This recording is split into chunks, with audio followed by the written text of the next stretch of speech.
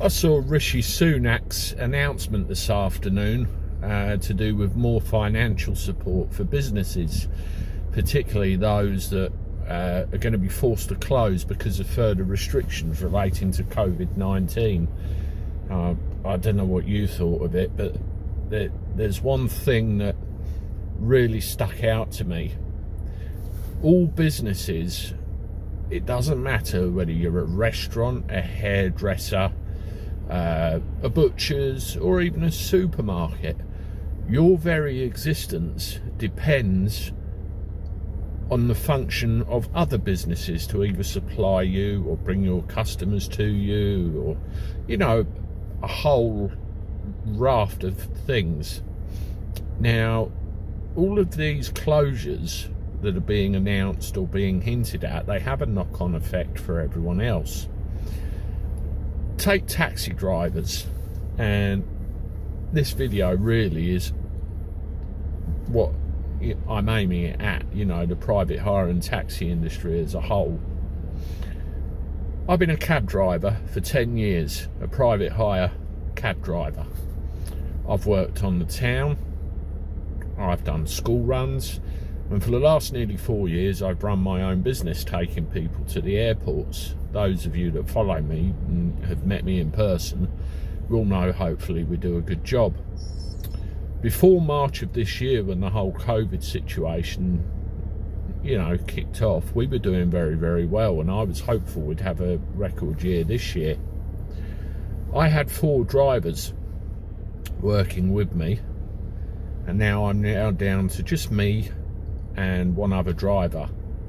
Now, the simple reason for that is the demand has crashed, and I could no longer supply the work to the people that I once could. Now, simple reason, when the government go round and instigate 14-day isolation on countries just at random overnight, all right, I get the COVID figures really don't allow you to do it any other way. It causes a problem. And if you look at the local taxi industry as well, I mean, from my experience, and I've been doing this a long time, a lot of the trade, particularly at night time, came from the pubs and the clubs when they were kicking out and going home. If pubs and clubs are forced to shut their doors at 10 o'clock, or even forced to shut their doors totally for a period of time, cab drivers don't have any customers. And it's all well and good saying go and retrain, Mr. Chancellor, as you were once accused of saying a few days ago. By the way, I know you were misconstrued. I'm just, you know, pulling on chains for a reaction. A lot of blokes in this industry have either come from others. I mean, me personally, I worked in IT for 13 years. Or you get lots of others in their 50s, maybe even 60s, who are doing this to wing their way to retirement and really don't know anything else. You know, I've heard the arguments. We get universal credit. We can get furlough pay if we're a limited company. Or we can get a self-employment grant if we're registered as self-employed. That's all good. But the problem is the amount that has been released by your good selves only covers our household bills, puts food on the table. You know, we've all got different circumstances. Me, I have a wife and 2 young children I've got to support. And what you pay just about covers that. But business-wise, it's unacceptable. A lot of the grants that were released in the first round were aimed at people with business premises. I mean, some people were getting a £10,000 grant to keep them going.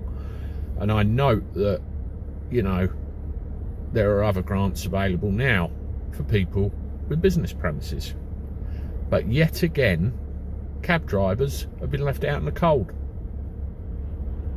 We may not have a business premises, physical bricks and mortar. Our business premises is the car that we drive. You know, the car that we drive. This is our office. This is where we do business. This is where we transport customers. Like anything else, there are running costs attached. I mean, this thing, you know, it's a nice Mercedes. It went in the garage yesterday to have some work done, which was detected because of a full service I put it in for a couple of weeks ago. The sum total of what I just told you with those two examples is nearly £300. If I'm not getting the level of custom I was, and what I get from you feeds my family, how can I run my business? I'm not alone. There are plenty of taxi drivers on our streets right now, thousands of licensed taxi drivers who have had a complete detrimental breakdown of their level of custom because of what's happened. Airports, they don't know where they're coming or going, so people like me, and I'm on friendly terms with a fair few airport transfer companies in my area, we're all the same. There's no custom. So how can we run our businesses? You know, the hospitality industry is probably grateful of the measures that you've announced, but yet again, cab drivers have been left out in the cold. There's a lot of us, and you know, I'm not quite there yet, but there's a couple of months of worry, who are wondering what we're going to do because that help isn't coming, or you keep missing the point. We are a functioning business as well. You know, Mr. Sunak, you walk out of Westminster and you need a cab, pretty soon there isn't going to be one. Please reassess what you're doing. There already has been a petition signed by thousands of people that has been delivered to the Treasury. You know public feeling. I've emailed you twice, and I have to note you've not replied to me. It's not good. You need to look at the private hire industry and give us some more help. To all my cab driving colleagues, if you see this, please get this message spread everywhere. As many MPs and as many people that can see it, you know, please get it out there. We need to make our voices heard, and we need that extra assistance. Anyway, one of the things I've had to do is take on a second job at a takeaway locally to try and earn some money delivering food. So that is what I'm now going to go and do because I have no airport work.